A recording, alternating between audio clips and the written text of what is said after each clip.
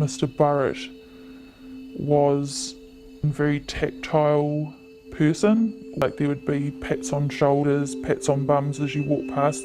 There were times where, as a group of young girls, he would walk into the changing rooms while we were getting changed to swim, and he would have a partial erection.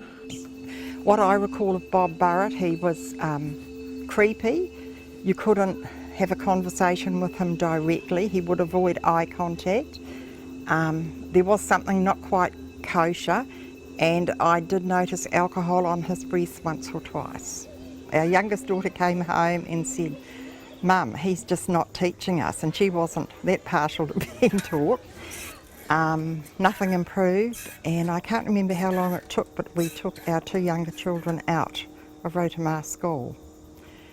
And I think that started other people thinking seriously, and there was quite an exodus from Rotomar School.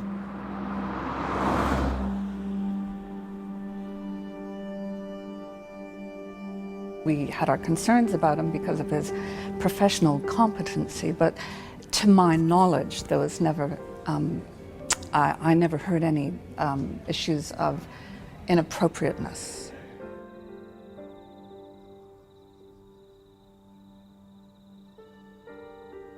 People in the community complained. There was a petition launched against him, which we obviously took very seriously. We called in outside help to help us resolve the issue. In the end, he was effectively managed out.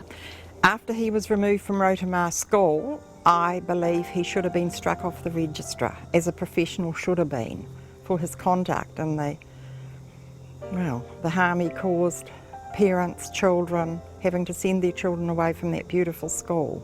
He should never ever been with our vulnerable people, our children. Never ever been allowed to go anywhere near them.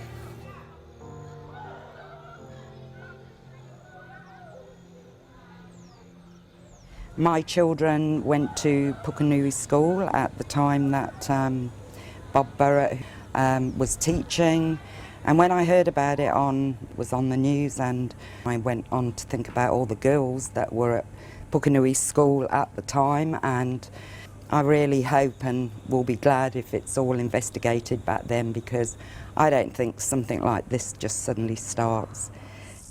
A good teacher from what I remember, but some of the inappropriate stuff he did. Alcohol, could smell alcohol in his breath. Always spending more time with students than he should be physically, if you know what I mean. All the stuff could have been prevented earlier, of the red flags are there, and the way he got forced out of Pukenui and stuff, you know. The red flags have been there, and I just don't know why no one followed it up. I think that we had a lucky escape as a group of children. We had a lot of parents that would just show up at the school, and there was always someone present, and I think that by being involved, our parents ultimately kept us from being abused. I think very little of him, and ultimately I feel very, very upset that those children were let down, and there are a number of reasons why they were let down. How did the school hire someone that had been repeatedly sacked from other schools?